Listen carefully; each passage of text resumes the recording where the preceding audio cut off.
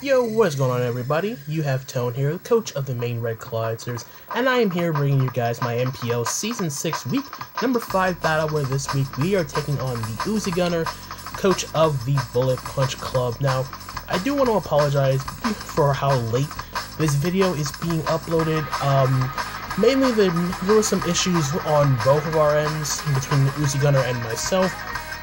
We both had exams, and we both had some serious scheduling conflicts because of our time zone. We were just like, there were just no way where whenever Uzi was available, I was either unable to play because I was asleep, and vice versa. So there were some very conflicting issues regarding finding a time to play, and like I said, there was also exams between the two of us and presentations and all that stuff, so that is pretty much the reason why it took so long to get this battle to go.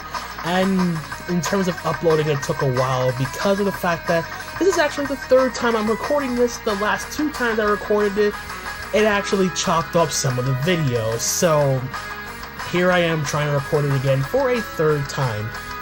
Now, you're probably wondering now why you're looking at a black screen surrounded by the teams that both Uzi and myself brought in this matchup. Well, the person that I actually go to record my videos, being Blue Road, accidentally started the recording showing the result of the battle. So, yeah, I didn't want to show that and spoil the result of the match right at the beginning of the video, so for that, thanks a lot, Road.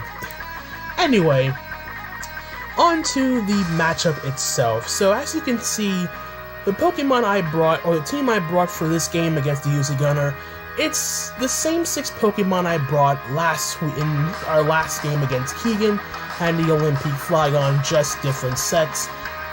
Well, I digress about the different sets part, considering the fact that whenever you see a Hydreigon on my screen, you know it's Choice Scarf. That's probably like the only consistent thing about Hydreigon is the fact that I've always been forced to bring a Choice Scarf in some way, shape, or form. But nonetheless, before I jump into my team, the sets I brought, I'm just going to run down the rest of Uzi's team that he could have potentially brought. As you see, he did bring Thundurus Therian, the Bronzong Hiram, Clefable, Megaglade, and the Crocodile. He also has access to the Delmise, the Scolipede, Milotic, Frogadier, and Lickitung in the back, with his Zmons being the Scolipede and the Bronzong. So, yeah, getting into the team that I brought for this matchup, it was pretty tricky to try to deal with everything on Uzi's team altogether, because he had a lot of threats, and at the same time he had a good defensive core with that Bronzong-Clefable combination. So, with that being said, just jumping right into the team I brought, I already talked about Scarf Hydreigon. It is a physical choice Scarf set with Outrage, Superpower, U-Turn, and Defog. So yeah, I'm finally bringing hazard removal on my team for the first time all season. Defog mainly because of the fact that he has 2 potential spikers, being the Scolipede and the Frogadier. Next up is my Gardevoir, which is a choice spec set with Moonblast, Shadow Ball, Trick, and Calm Mind. I'm not a speedy Gardevoir. I'm a very bulky one, with enough HP and defense to live a Poison Jab from a Mega Galade after Stealth Rock. And then we have a mixed defensive Rocky Helmet Swampert with Stealth Rock, Toxic, Ice Punch, and Earthquake, although I kind of regret not having Waterfall on this Swampert, so I have something to nail the Bronzong with decent damage. Next up is the Mega Venusaur, which is Synthesis, Roar, Sludge Bomb, and Hidden Power Fire, with a, again, mixed defensive, mostly specially defensive, with enough defense to take a Zen Headbutt from a Mega Galade from full. Then I have my Celesteela, which is a offensive Flyinium Z set with Autotomized Air Slash, Flash Cannon, and Flamethrower. And lastly is my Cameron Black, which is Life Orb with Roost, Fusion Bolt, Ice Beam, and Earth Power. So yeah, the idea with this team is to try to nuke stuff with between this combination of my Specs Gardevoir and my Kyurem Black to make things easier for my Celesteela to try to sweep in the late game, and then of course try to get up rocks with my Swampert. Get momentum with my Hydreigon whenever I possibly can, because Hydreigon can lure in Clefable, which is pretty much always going to be a switch in. Even if I had Flash Cannon or something like that, I would have to predict like very, very well, because he can scout for the Flash Cannon or whatever the case may be on my Hydreigon. I can just simply U-turn out into Celesteela and threaten it out that way. So yeah, that was my idea with this team. Now, I am going to apologize in advance because of the fact that not only did this battle take a long time to do, it actually took a long time in preference, or in general, because this battle ended up taking a whopping 63 turns. Yeah, it was that long of a battle, and you'll see why as we go through the battle itself. So, the replay of the match will be sped up to avoid any slowdowns or whatnot, and considering this video is already behind as it is, I just want to get it out as soon as I possibly can, so that way I have something to show for this match. So without further ado, let's just click that play button and we'll see how we do. So as you see, I'm rolling with my Hydreigon here, and Uzi is going to lead off with his Thunderous Therian. So for turn 1, I'm just going to go and click that U-turn here just to see if he was scarfed or not, which you see he's not. So I'm going to pivot right into my Gardevoir here, which was my Thunderous Therian response. As he goes straight for the Focus Blast here, does nothing to my Gardevoir, and reveals he is Life Orb. So expecting him to go out into his Bronzong here, I'm just going to fire off a Shadow Ball, and as you're going to see by this damage, this is a Choice Specs Gardevoir, and that does well over half to this thing. So now he's going to pull a double into Clefable here. Now he knows that I'm Choice Specs on this Gardevoir. And as you're going to see, I'm going to switch out, and I'm going to go out into my Mega Venusaur here. And he is just going to fire off, he's going to throw up a Wish in the air. So this is part of the reason why this battle took so long, because I wasn't expecting him to show Wish on his Clefable here. He goes on to the Bronzong here. I'm going to Mega Evolve my Venusaur, go for the Hidden Power Fire, expecting him to go into his Bronzong here. But unfortunately, I don't get the roll with the Hidden Power Fire, and the Wish is going to come off, and he's going to get back to about 65% health. I'm going to go out into my Swampert here, and he sets up a Light Screen, and I'm like, okay, this is now going to take even longer than I predicted to happen. So now he's going to get up his Rock. I'm going to get my Rocks. He's going to get up his Rocks this turn. And I believe from here, I'm just going to go out into my Hydreigon here, go Hard Hydreigon, as he's going to go for a Reflect this turn, get them dual screens up for, I'm assuming, SD Gallade. He's going to switch out here and go hard into his Crocodile as I go for the Defog this turn to get the Intimidate off. I'm going to go for the Defog here, get rid of the Rocks and the dual screens from Uzi's side of the field. Now that I'm Choice locked into Defog here, I'm going to switch back into my Swampert as he makes the play out into his Mega Gallade. And from here, I believe I go for my Rocks again as he goes back into his Bronzor. I think I click Earthquake this turn. Yeah, click Earthquake. Didn't want to take any chances with Mega Gallade at that point in time, so I'm just going to get my Rocks back up on the field. He's going to go for the Light Screen this turn. And the fact that I don't see an item, he's either Cobra Berry or Light Clay, leaning more towards Light Clay just because he really wants that 8 turns. So I'm going to go into my Mega Venusaur here, and I'm just going to click Roar. I believe I go for a Roar this turn. He goes hard into his Mega Gallade here. So I'm going to Roar him out, phase out this Mega Gallade. I get the Kyurem, which is totally fine because of the fact that he's taking Stealth Rock damage. I Mega Evolve, so I can get this Ice Beam, no problem. But, get frozen. Luckily, I thaw out this time, so no week 2 rehashes there. I get the Clefable on the second Roar, and I believe at this point I'm going to go for a Synthesis as he goes back into his Mega Gallade. And I'm going to heal up, and then I'm going to stay in, and I'm going to go for the Roar again. Another play I could have made was going hard Hydreigon here, but Outrage, it's not in range of Outrage. So he's going to go for the Zen Headbutt here, do a good chunk, doesn't get the flinch, I Roar out the Gallade. In comes the Thunderous Therian, which is great, takes the Stealth Rock damage. I'm going to click Roar again, as he reveals Defog on the Thunderous, which really took me by surprise, not going to lie. because I'm not really expecting Thunderous Theory to be running Defog, but worked out for him. I get the Bronzong back in, which I actually didn't want to see at this point, because the screens went down. I want to get my Kyurem Black back in before he gets up his rocks again, and I can fire off a free Earth Power in my estimation, but I'm kind of wishing I clicked Ice Beam this turn because he goes hard into the Crocodile. If I click Ice Beam, this is a dead Crocodile. But I still get off some good damage on his Crocodile as I'm going to go double out into my Swampert here. And he's going to go straight for the Super Power here. So he's going to take some damage from the Rocky Helmet.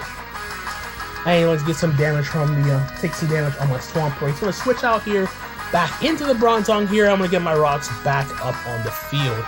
So from here, it's going to be that kind of battle, because it's going to be kind of a back and forth scenario where I'm trying to get up my rocks. He wants his screens up to make it easier for his Gallade to set up a Sword Stance and whatnot. He's going to go into his Gallade expecting to go for a Synthesis this turn, which I do go for. And then from here, I believe I go back into my Swampert this turn, because I know I can't take his Headbutt. He makes the play and goes for the Earthquake here to avoid taking Rocky Helmet damage from my Swampert. So now it's going to switch out and he's going to go into his Clefable this time, and I'm going to go for the Earthquake here. Try to get some damage off on something. So get some damage off on the Clefable here, and oops, sorry about that. There we go. So get the Venusaur back in on the Clefable here as he goes for another Wish, and then from there I believe I go for a Synthesis as he goes for the Soft Boiled. So now he's Wish, Soft Boiled, Clefable, and I don't know what his other two moves are. I get the Bronzong on the Roar, and I'm like, man, this is not good. All that damage I did with Bronzong, and it's coming back, and it's acting like nothing happened at all. Gets back in the Clefable here. I get my Synthesis off on the Mega Venusaur. So now I'm back at full HP. I go for a Sludge Bomb here. It was pretty pointless as I thought about it, as he reveals Thunder Wave on the Clefable here. So he's packing the yellow color, trying to slow down my team. So now I know for a fact his last move has to be Moonblast, obviously for the Hydreigon. Now he goes back into his Bronzong as I roar him out. I get the Mega Gallade again, and I'm like, okay, I know for a fact I can take a Zen Headbutt from this thing. I break through the flinch and the paralysis, and I'm going to get the Clefable again, as I believe from here I try to go for a Synthesis on the Clefable here as he gets back in his Bronzong, so I'm going to heal up to a good amount of HP. I believe I go for the Roar this turn to get up a Light Screen one more time. And I'm going to keep roaring him out here. I think this time we get the Clefable again.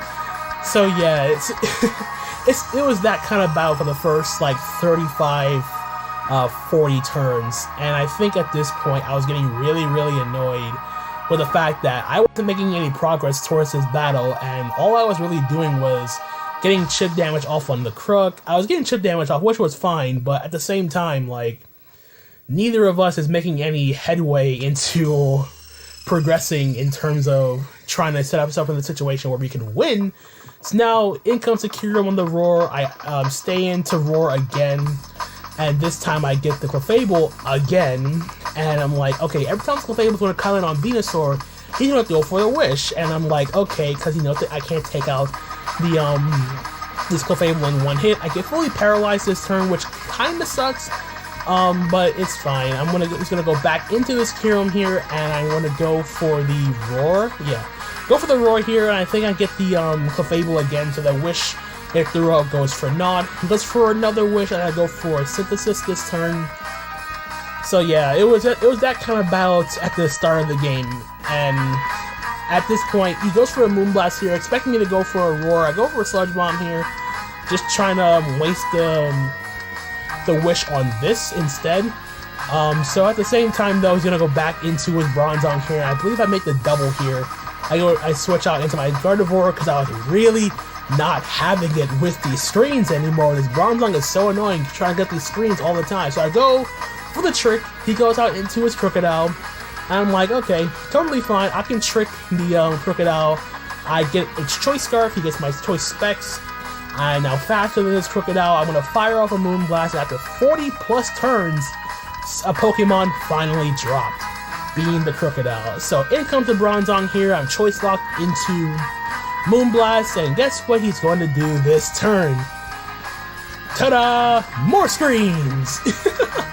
So, screens are back, light screens back up. He goes for the Gyro Ball, finally revealing his 4th move, so going for the Roar. I'm going to roar him out into the Gallade again, and I believe this time I go hard Hydreigon because my Venusaur cannot take a Zen Headbutt. So I thought he would Zen Headbutt here, but he goes for the Sword Stance here, so solid play on Uzi's part, predicting me my switch.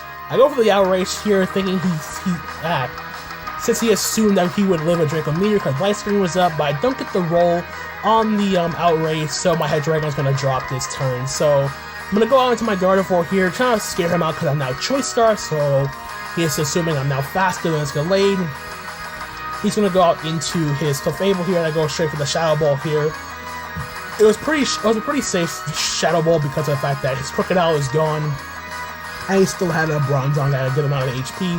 So back on my Venusaur, he's going to make a double out into his Thundurus, take the Stealth Rock damage, and now he's going to go for the Defog one more time.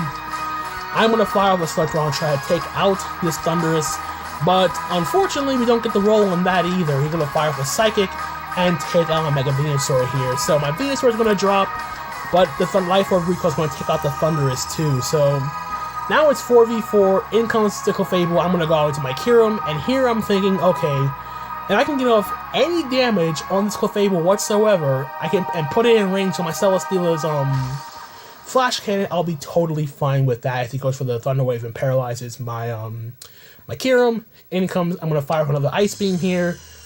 Almost knock it out. He goes for the Soft Boiled here, and then afterwards, things get a little bit crazy. Well, not really crazy, but I got a little bit skeptical because I get fully paralyzed this turn as he goes for another Soft Boil. So now he's back up to full HP, but then the next turn, he outspeeds me. So it was a speed tie the entire time, and I get fully paralyzed again. So I would have been so happy if I was able to get off any damage on this Clefable with my Kyurem, but unfortunately, that wasn't the case. In comes my Swampert here, and I'm going to go out into... I'll make a double, I believe. Yeah, I make a double into my Gardevoir. Expecting him to go with the Bronzong, because I wanted to trick again the Bronzong, but he doesn't do that. He goes for the Earthquake here. We live with 24 HP. We fire up a Shadow Ball, and we take out the Bengalay. So that's all well and good.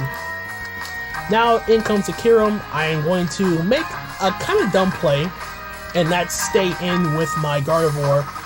As I go for the Shadow Ball here, he goes for the Ice Beam, takes out my Gardevoir. I should not have made that play. I'll get into that on the at the end of the battle here. Here's my second dumb play. He goes straight for the Ice Beam here. That's fine, but I went for Flamethrower, expecting him to go Bronzong. So that was a misplay on my part, and Kyurem's going to take out my Celesteela with the Ice Beam, and then that last Pokemon is Swampert, and it's going to Ice Beam, take out my Swampert, and we're going to lose this game 3-0 to the Bullet Punch Club and Uzigunner. So yeah, I played the first few turns pretty well, but the last few turns I could have done a lot better. Like, for example, I shouldn't have sacked Gardevoir at that point. Gardevoir was too important in that end game, especially considering his last two Pokemon were not last two. The Bronzong and the Clefable couldn't deal with Celesteela, and I figured if I sacked off the Gardevoir, I get a free switch into Celesteela. But the better play was going out into Swampert, sacking that first, then going back into then going Celesteela, and then go from there. Because if my Celesteela went down at any point, I would still have Gardevoir in the back. So it's not like I had it's not like I didn't have an alternate win condition at that point in the battle, but unfortunately I didn't make that play, and even more so, I shouldn't have clicked Flamethrower on the turn that the Kyurem stayed in. I went for the Ice Beam because of the fact that if Kyurem went down, his Bronzong only had Gyro Ball to deal with my Celesteela, and Clefable was only Moonblast, and it had Thunder Wave. So essentially, he would have to Thunder Wave my Celesteela, get a crap ton of Parahacks, and at the same time whittle me down to the point where either it takes out my Celesteela and my Swampert, or the fact that also during this exchange, the timer was running low, so it was like 3 minutes to go when all this went down, and at this point, I was very, very confused at that point, because I was like, wait, why did he make that play? Why didn't he try to preserve the Kyurem? And then the more I look back on it, the more it made sense from Uzi's perspective, because of the fact that if he lost Kyurem, he essentially would have lost to Celesteela regardless of whether or not he stayed in or not. There was also the fact of he was fearing me going for Autotomize, but if his Kyurem was Modest Scarf, he still outstepped me after an Autotomize, so there was no way I was not going to risk going for the attack and risk going for Autotomize and him still being faster. There was no way I was going to risk that. But nonetheless, it was a 63 turn back and forth, sort of stally battle, but in the end, we are going to take a 3-0 loss to the Bullet Punch Glove. GG to Uzi. I know he apologized a lot. He apologized for the para hacking the Kyurem Black, but at the end of the day, it doesn't really matter. Nonetheless, we are now 2-3, -7 differential. Not exactly where I wanted to be at the midway point of the season, but nonetheless, we still have 5 more weeks to go to make up some ground in the conference. So, nonetheless, I'm pretty satisfied with the game itself. It's not like I didn't have a chance to win. I just picked the wrong spot to predict. That was just my main flaw in this battle, was the fact that I picked the wrong time to predict and it ended up costing me the match. So yeah, regardless of that, I hope you guys did enjoy the battle. I do apologize again about how late this video is going up. But nonetheless, if you guys did enjoy, feel free to leave a like. Feel free to check out my opponent's side as well as all the other coaches in the MPL. There are links to stuff will be in the description down below as always. I'll also leave a poke paste of the team I brought, just so you have some hindsight as to my EV spreads and all that stuff. So yeah, since there was no team builder, since it was rushed and all that stuff, so yeah, now you got the deal. So that's going to be it from me, guys. Hope you guys did enjoy. Next week, we will be taking on Deebz and the Calgary Flame Wheels. And also, on another note, there will be no battle going up this Friday. Week 6 will be going up the following Friday, as this is a break week. So definitely we'll have more time to get that match up, and edited team builds and stuff will be back on the following Thursday as always. So that's going to be it from me, guys. Hope you guys did enjoy. And until the next time, this is Tone, signing out for now. Peace out.